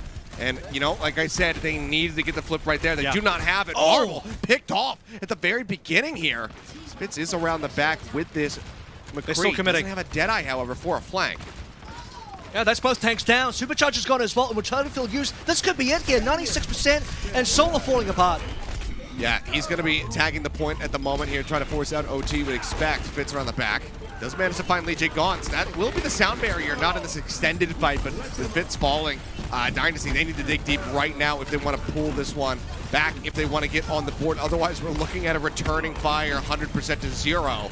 Namo trying to get that boop off the side of the map here onto Lip. Finally does manage to make it happen, but Prophet will kill him before he even goes over top. Fate falling. Seems like the Dynasty might just be able to persevere in the fight to get this flip, and they will, so we're not done yet. And Anamo, that pick off on the Lee Jae-gon and this kill right here, you know, not using the sound barrier, this has allowed Anamo to catch back up. Absolutely, with EJ gone down early, you don't have a sound barrier to play into it, and Shanghai Dragons slowly, I mean, they were slowing down on those kills. And this is where now, very important, flip back 0 to 99 for the catch-up. Double support ultimates available here. Fits over towards a Deadeye as well. Is this going to be enough? Pretty even in terms of everything across the board. Marvel is still on the ball for now. Window getting popped. DJ got response. Oh, what? Prophet just dies? No Wraith Walk available, just comes off the top, gets scouted, and just falls over. Sound barrier comes in from Anamo on the back end. They will manage to trade this out as Lip goes down. Fits with the flashbang kill, gets rid of Lee Jae-gon. Anamo down on the back end. His attack visor now going to be popped from Fleta. Starting to push forward, just has this perfect lineup here as Marvel cannot escape. The flip will come back through. It's just Prophet alive around the corner. He has been spotted. He's going to have to use the Wraith Walk to touch in onto the point to force out this OT. As soon as that expires, he is dead. Anamo is the one who has to try to touch, but he just cannot do so. You can see him getting gate kept on the back end there by Lee Jae-gon. It's 100% to 47. Shanghai Dragons, they take us to Gardens to settle the score.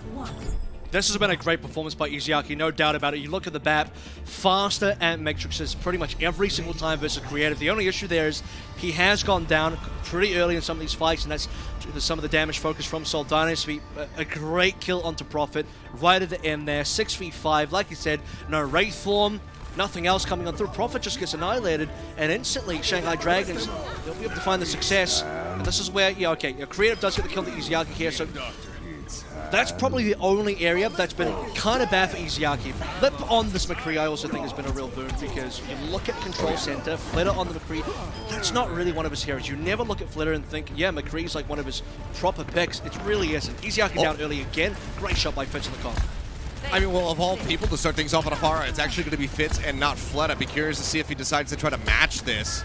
Because that's I was getting ready to talk about it when we mentioned, Fleta not being, at the start of Night Market, could have had Who Are You in here, because we're not thinking about Fleta as the Mccree player. I was thinking maybe they want to have him on Farah for Gardens. That's not the case so far. Fitz with a really nice start, found that opening pick, and the barrage is almost online.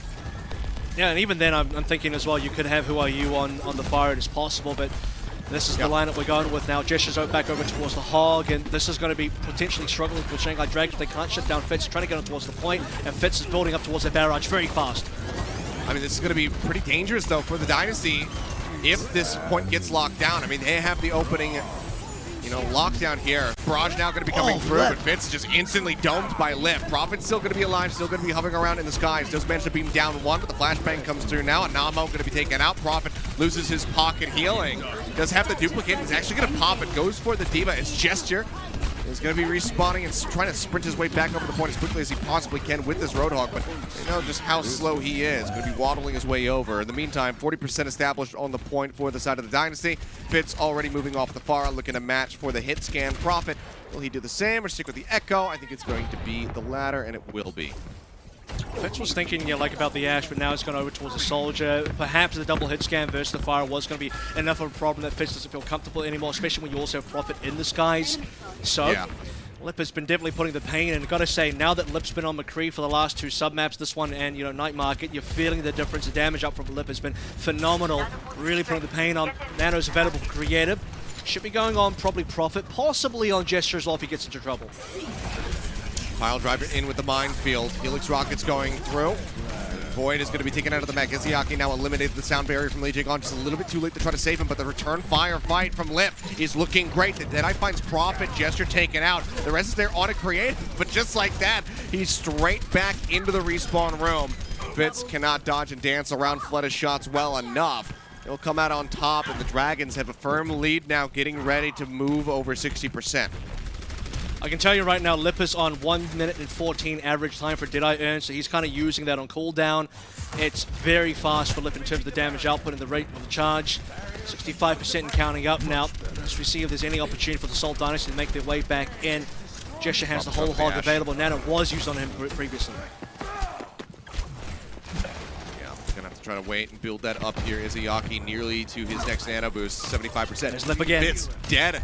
Yeah, Lip just finding these shots in the neutral fight. No one really duking it out here. Good quick dash away from Anamo. Dodges out on the sleep and the bio nade. 90% now on the board for the side of the Dragons. Got to be an all-in fight. Gesture going to need to find an immense amount of value with this whole hog, or at least cause enough chaos for the rest of his team to be able to persevere. But Lip pressing forward, gets the nano boost, now has the Deadeye drawn out, tries to get the shot there on Fitz. Can't quite make it happen for Prophet and Namo. Now both going to be eliminated. Supercharger is thrown down. The whole hog comes through, breaks through that barrier of the flashbang, stuns up Gesture. Self-destruct, gets rid of Marvel. The remix from Void takes out Gesture. He gets rid of both tanks, the 2-for-1 special. Despite the Bionade, despite their best efforts, the Shanghai Dragons will be able to take down the Seoul Dynasty here on Lijiang Tower 2-1. But both teams fighting tooth and nail to get this win on the board. Shanghai managed to make it happen, but this is looking very promising for the rest of this series. Well, you can't see it right now, but play of the game there off screen did actually go to Lip. No surprise, has put up huge numbers, massive frag, 17 final blows there, and pretty much getting an ultimate Deadeye every half, every fight and a half, maybe you could even say there. Final kills coming on through. He even had the flashbang and canceled Gesture's whole hog in that final engagement, so really doing the most. As soon as you had the swap from Flitter's Mccree to Lip's Mccree, that is palpable in terms of difference felt. Yeah, Well, a really exciting start. I'm looking forward to the rest of the series. Again, hopefully this one goes the distance because it's looking to be insane. We're going to continue with map number 2 in just a few minutes. When we come back, I promise you, the action is going to be great, and I promise you, I will be unmuted this time. So we'll see you in just a bit. Don't go anywhere.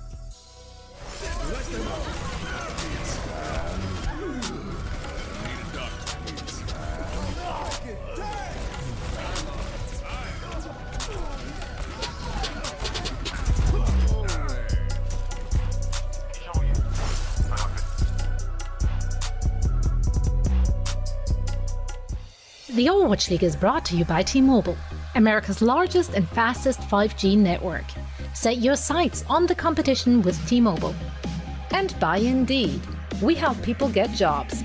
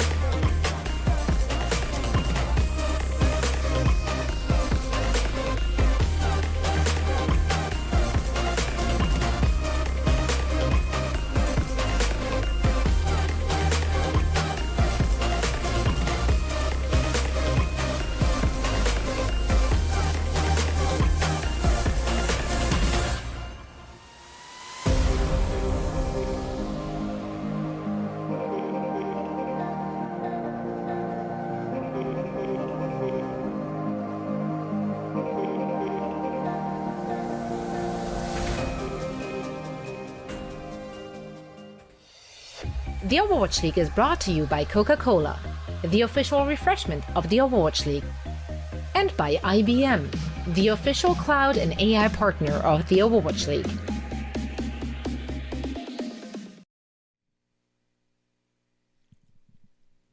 I'm just kidding. I'm not muted. I just wanted to mime it. But hey, welcome back to the Overwatch League, guys. We're just one map into our second series of the evening. And man, it is already off to a cracking start. Seoul Dynasty coming up just a little bit shy on Lijiang Tower. Started off very strongly with that 100-0 round on Control Center, but proceeded to lose out the following up 2 rounds. So Shanghai Dragons do kick things off up a map. Now we get ready to go back to Dorado again for the second time today to see if Shanghai is going to be able to push this into match point, or if Seoul Dynasty can very hopefully tie us up and extend this series. Because again, I'm all in for the 5-map set. I hope we can go the distance. And I'm looking forward to seeing more Lip versus Fitz as well, especially after seeing Fitz perform superbly on the Ashe. And now Lip's coming big on the Mccree. I mean, this is kind of like 2 hit scans, really coming to a header. Fitz has been, had a bit of a light shown upon him, and Lip's thinking, you know what, no, I'm the guy, and we're going to prove it. So Shanghai really made a big comeback on Lijiang Tower. They had that initial control center where it wasn't great. I didn't really like the composition that much. I thought the Doomfist was good, but kind of the wrong players playing the different picks, if that makes sense. A couple of mistakes here or there. And double shield ultimately being won by Seoul Dynasty, but as soon as you had Lip come through on that Mccree, you move towards Night Market, you move towards the rest, and it's looking very dominant, I would say, even for Shanghai Dragons, especially then Easyaki finding frags out of nowhere, getting faster ant matrices. All of these things really help the Shanghai Dragons, but we'll move to Dorado now and see if we have a change of compositions, or is there going to be more maybe double shield kind of action? All right, well, first on the defense here is the Shanghai Dragons. Looking like they're going to have Fate holding things down with the Orisa Void. Still going to be trying to lock down the skies with the Diva, as Flooded will be moving over to the Echo. We'll see what Dynasty want to piece together to try to counteract this. It just ended up being, at least as far as the DPS are concerned, a little bit of a mirror matchup. And I think on the support side of things, Animo should be moving over towards the Mercy here as well. Creative could be staying on the Ana. Yeah, that looks pretty normal. Well, this is looking like the winning composition that Seoul used yesterday. So Fitz starting on the Ashe, we're paying attention to that, especially in the 1v1 versus Lip now. Both sides will have pocketed from the Mercy. Izayaki on the map, though. That's going to be the interesting thing, but he is going to be playing behind Fate Shield, so that kind of makes sense. Gets a little bit of damage on the Fleta, a lot of damage in on the Void as that Dink does come through. Can't get him out of the mech yet, though. Fleta has got to play carefully here. It's going to have to rely on a bit of pocketing from Lee Jae-gon to keep him sustained up in the skies. First hook there from Gesture as he makes his way onto the high ground. Will go wide, doesn't get the connection that he's looking for. Barrier up, just looking to make Fitz's life a little bit of a pain. As, the lag there for the moment as Gesture coming through, does manage to find Void, takes him out of the mech. A very good start here and a good little wraparound from him, dropping down off that high ground. See if he can get the punish onto this Baby Diva, or if Void is just going to be able to pistol his way back in. Doesn't have a nice prime target in Gesture. Be able to try to get that remech up and online. Gesture, yeah, pushing through, manages to find Lip. Cannot deny the res, however. Lee Jae-gon will manage to get that through, but Marvel pushing forward, 100 energy here on the Zarya.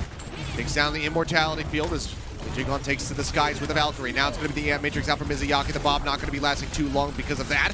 Izayaki able to kill that off. Prophet moving forward with the Nano Boost right up in front of Fate and Void trying to take down these tanks. You can see Fate dodging around the cart very effectively. Now gets another barrier up. Izayaki jumping up to the sky, and again, Gesture dies to another remech. That's going to be twice in a row now. Death Blossom does come through from Prophet, manages to find one before getting eliminated, and we will have a pause in the middle of the action. Fate, a sliver of HP. 3 members dead on the side of Dynasty, and Void just getting demech'd.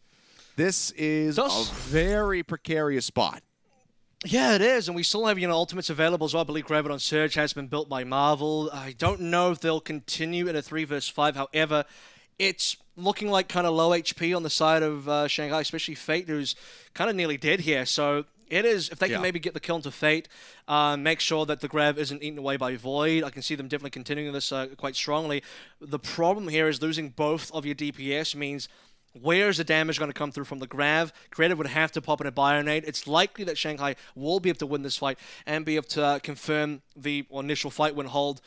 As far as we're looking towards Lip and Fitz, we'll be definitely keeping tabs on. We did have a faster Bob by Fitz. Fitz, as I'm looking at right now, is sitting at 17,600 damage per 10. So that's the stat line that I said yesterday where Fitz was on 17k damage per 10. He's found that again. Notice something about this, though. There's a bit of an asterisk. It does fluctuate. It's not like he's doing this all the time. It's just at this exact moment in time of where it's currently sitting. If you're wondering where Lip is at 14,000 damage per 10. So also putting up pretty big numbers. I want to actually point out Gesture as someone that really did well in that first fight. 2 hooks. He did kind of get crushed by Void's mech, but 2 hooks to start things out with for a D-mech and then a kill. I mean, it's twice in a row now. This happened in the last round of Lijiang Tao where he gets killed by the remake. And, the last character that you might anticipate would die to something like this is the Roadhog. But Gesture somehow is just getting absolutely destroyed by Void. So it's funny to see that happen. But yeah, when we come out of this pause, which hopefully we'll be out of pretty soon, it seems like Dynasty should be able to take this, given that Marvel has been high energy. Anamo is up in the skies with the Valkyrie, so he's going to have that chain healing to be able to go through, try to keep him sustained. Fate with a sliver of HP is getting currently pocketed by Lee Jae-gon. I think they will Grav. Half a second on the beam from Marvel will finish him off. Given how close all 3 members of Shanghai are together, that Grav will net those kills, and that'll just be the wipe on the team. But it seems like we are going to be heading to a quick little break as we get things resolved, so don't go anywhere, guys, and we'll update you when we come back.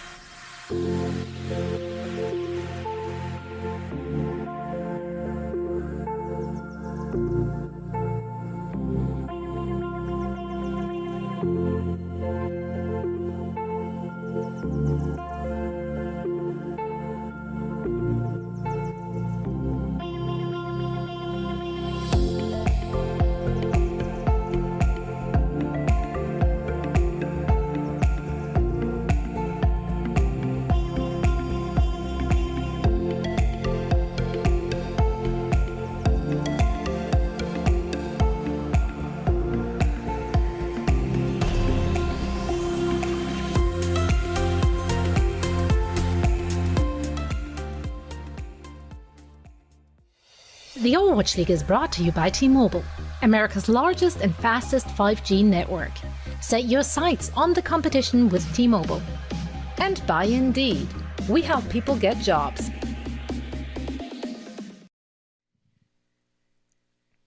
Alrighty, welcome back, guys. We should be getting out of this pause momentarily, so just stay, just stay tuned in with us for a little bit. We'll talk you through it, we'll guide you through it, or let us just gently lull you into a nice little relaxed state as we get ready to go back into the action. Because this is a pause in the middle of a team fight. Always a very awkward time to have something like this happen. But if it's, obviously if there's an issue, then we have to pause the game all the same. So hopefully we'll figure out what's going on, and then we can resume. On that note, how are you doing, Avril? Other than that, we can only speculate as to how we think things are going to go. Despite 5 being alive for Shanghai, 2 of them are critical, both tanks down. So again, we come back, and I'm pretty sure Marvel's going to grab, and we'll see what happens. Animo still has a little bit of Valk running. It could actually go either way. Flitter's going to dupe this because he's got 97% on his ultimate as well. So we've paused at a very critical time where for both teams, they're looking at the situation thinking, yeah, we could probably win this fight. But if Seoul actually win this fight, I think they cap. Because their payload position is really, really close. Shanghai would have to, they gotta really try and have Void get this mech back just to get another remake kill into somebody, because those have been pretty funny so far. Yeah, I actually can't quite tell where Void is at. Oh, I see him now with the silhouette. Yeah, so he's just in front of the barrier. So yeah, I mean, this Grav will get a catch onto everybody, so it seems like Marvel is likely going to pull the trigger. But crucially mentioned, yeah, like you said, Fleta, 97%. He could very well get a duplicate and then copy Marvel and potentially be able to turn this if he gets a grab of his own. It really comes down to whether or not Lee Jae-gon is, gets killed during the Graviton Surge. But that is a big potential turning point here for Shanghai to be able to actually win this out in the long run. So we'll have to wait and see. Because if he can get that up, bubble Lee Jae-gon, then there's a good amount of staying power. So it looks like we are going to be having the time ticking down. So let's go ahead and get back into the game. Just like that, the grab off the bat, as we said. Fleta gets the duplicate, gets the copy here onto Marvel. The bomb in the meantime from Lip manages to take down Creative, and Marvel will fall. And just like that, it seems like maybe the Shanghai Dragons can actually make this hold happen. It was looking so good for Dynasty in the freeze frame. Still now pushing into the back. We'll get the finish here as Fitz finishes himself with his own dynamite. Okay. Excellent with him, though. I mean, Lip goes down as well, so that's not awful in terms of having Lip go back from spawn. See if they can have a bit of a timing here for the Seoul Dynasty. It doesn't go fully their way, but it goes mostly what we thought. I don't know who was going to win that fight, but I think, the grab was definitely going to come in through, and the copy was going to come in. You noted it was probably going to be copying over towards the Zarya, so all of that definitely panned out. The Valkyrie didn't last as long as I thought it would for Animo, which is a bit upsetting. So 130 left to go. Bob is available, and a number of other ultimates, including the Nano, importantly for Creative, is now up. Valkyrie now out for Lee Jae-gon. Bionade lobbed in here by Creative. Not going to be able to find anything, but he does have the Nano online now. I think use that onto Gesture, so he doesn't die to another remix, since Void nearly does have this on he's just got He can use it on a Prophet. He's going to use it on a Prophet. Yeah, he gets right up in front of Izayaki, manages to take him out, follows up onto Faith. Res is used, brings the bat back into the fight. Doesn't have the amp matrix, but they have to concede this point.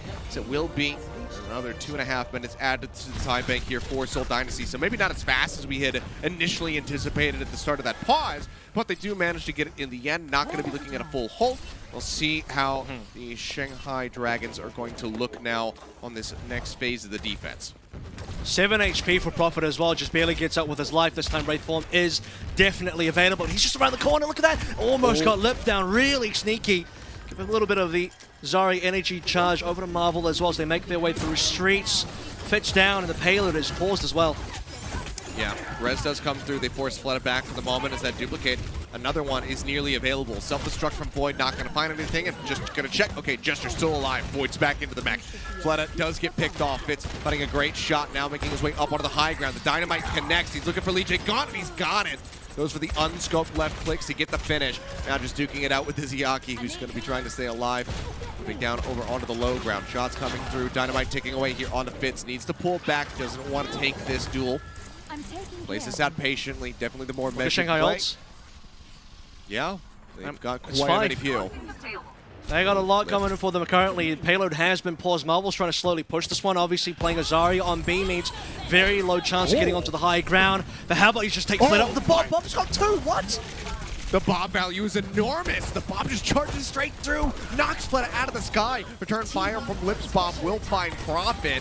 And Gesture is going to be eliminated here at the end of the fight. And just like that, I mean, the Dragons, they managed to turn it, they get it back into their favor. It was looking so good. The double kill coming through from Fitz. I mean, the elimination on the Lee J gone, the elimination onto Fleta. But suddenly, just an explosion of damage comes through here from the Dragons, and they managed to hold this. Yeah, I mean, Lip also used the Bob there, so they barely get back into play. Void with a bit of a flank onto the back line, and now 1 minute 30 left to go. Lip returning on towards the Widowmaker. Thought he'd probably have more presence as a Widowmaker at long range into respawn on the Ashe a little bit slower. Double support ultimate should be very strong. We're back towards the Marvel grab, but here's the problem, Seth. How do you get an effective grab if you don't have high ground control? You're going to need to force the Shanghai Dragons to come towards you, but Gesture's gone down, so that's one of your main tanks, one of your good pieces on the chessboard that could have really affected the high ground. More time gone. You're not going to go in without Gesture. He's going to have to wait. Yeah. Like you said, this is going to be so difficult to try to find any kind of value here with that grab. I mean, maybe if they could catch everybody at the top. Oh, boy. I was going to say on top of the church and then have, Prophet TP up Death Blossom on top of the grab, but that is just still such a risky play, and he'd likely just get, one tap by Lip. Not a very nice opening kill there. Valkyrie going to be popped by Lee J gone. Izayaki falling low, uses the Immortality field. Here comes the Death Blossom. Prophet manages to find one, gets knocked down on the low ground. What? The alley-oop is there. Fitz finds Fate, follows up into Izayaki with a very nice headshot. TP out for Prophet, drops down, doesn't have any other targets as the Dragons pull back to the interior here over towards point C. Cart moving forward. Let's see if they try to push for this. They will do so. Bob opened up from Fitz, sends that one indoors. Lip popping the infra site, looking for a target. Narrowly misses the shot there on a Prophet. Rez comes out on a Void. Fleta goes for the duplicate, gets the minefield available.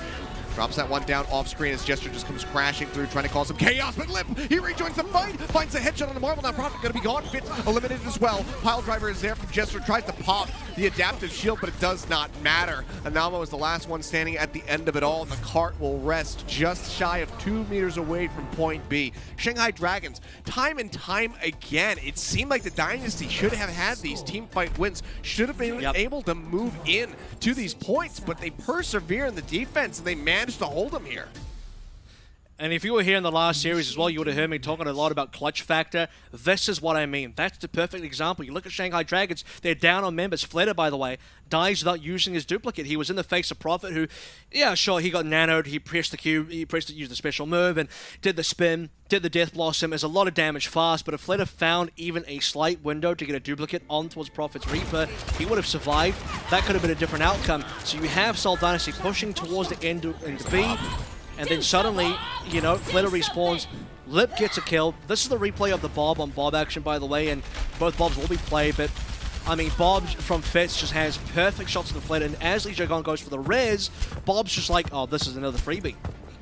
Yeah, that was great. I always love when the two Bobs crash into each other like that.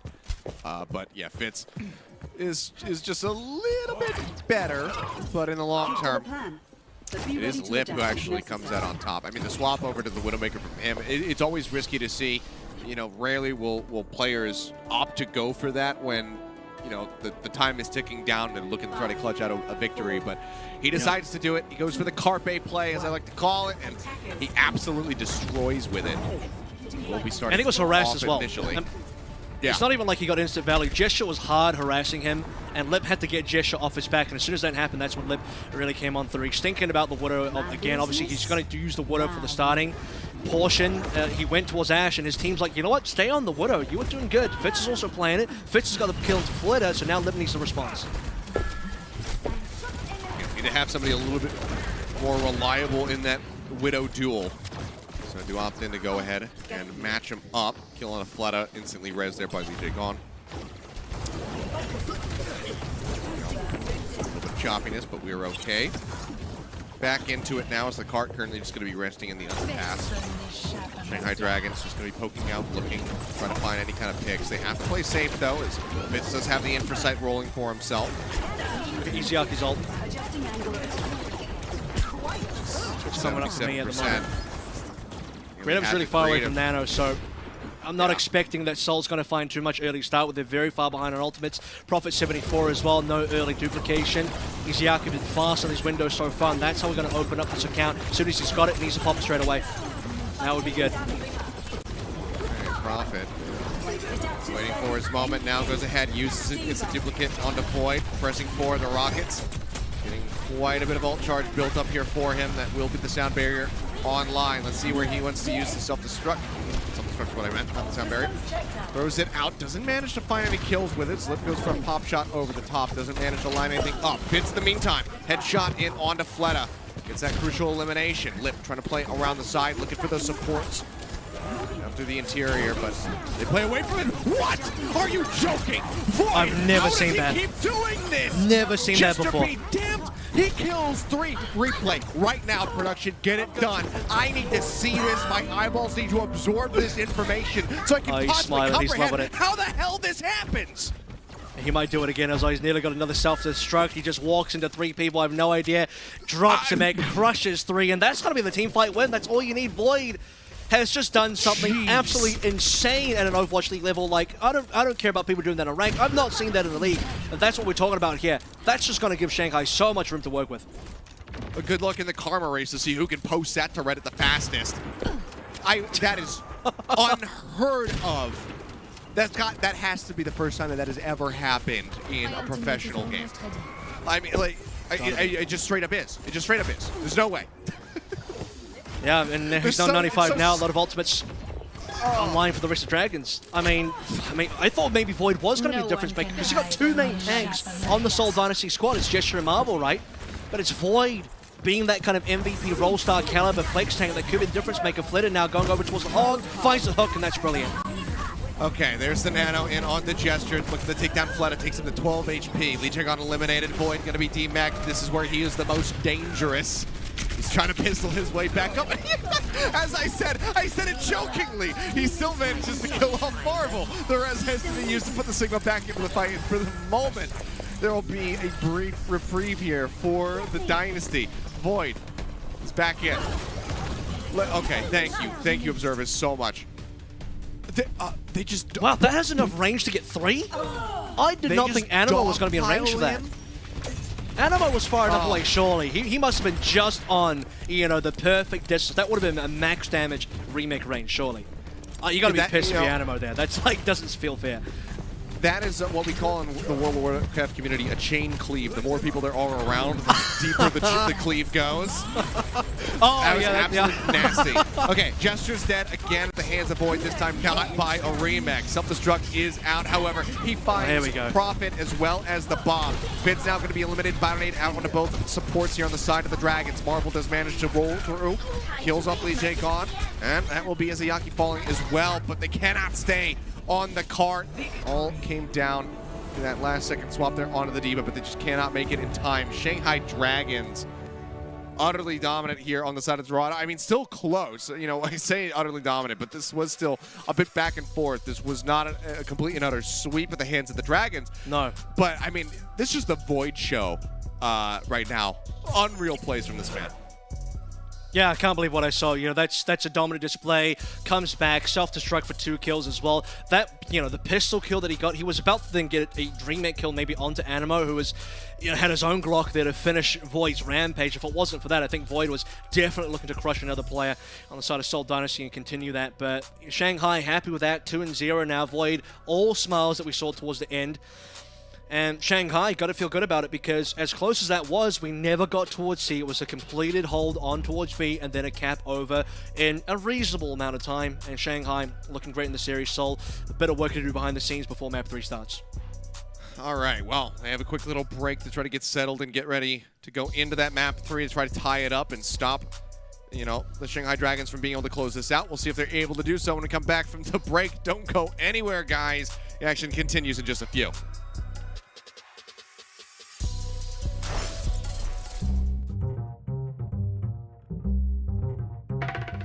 The Overwatch League is brought to you by T-Mobile, America's largest and fastest 5G network. Set your sights on the competition with T-Mobile. And by State Farm. For auto, home, or renters insurance, like a good neighbor, State Farm is there.